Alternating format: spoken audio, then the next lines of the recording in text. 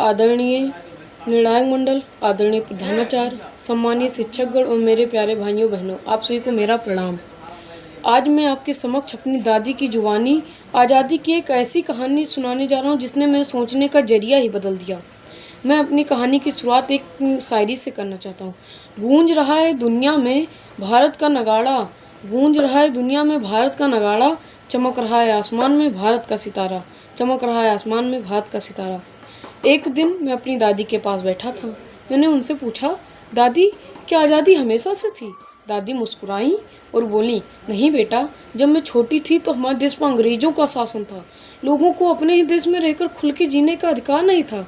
उन्होंने बताया, गांव के लोग चोरी छिपे तिरंगा बनाते थे और देशभक्त के गीत गाते थे। कई नौजवान देश को आज़ाद कराने के लिए निकल पड़ते थे। कई नौजवान लौट कर नहीं आए, लेकिन उनके बलिदान ने पूरे देश को आज़ाद करा दिया। तभी दादी ने अपनी अलमारी से एक पुराना तिरंगा निकाला, जिसको देखकर दादी की आंखें नम हो गईं। उन्होंने बताया, 15 अगस्त 1947 की सुबह जब पहली बार तिरंगा लहराया गया तो सभी की आंखों में खुशी के आंसू थे। ऐसा लगा कि आज वर्षों के बाद सूरज सचमुच आज़ादी की रोशनी लेकर आए हो। मैंने दादी से कहा, दादी हम उन वीर शहीदों का कर्ज कैसे चुकाएं? दादी ने कहा, बेटा, सीमा पर खड़े होकर बंदूक उठाना ही देशभक्त नहीं है, बल्कि ईमानदारी से पढ़ाई करके, स्वच्छता रख के और एक अच्छा नागरिक बनना ही सच्ची श्रद्धांजलि है। उस दिन मुझे समझ आया कि आज़ादी हमें किसी तोहफे में नहीं मिली, इसके पीछे लाखों वीरों का त्याग, तपस्या और बलिदान छिपा है।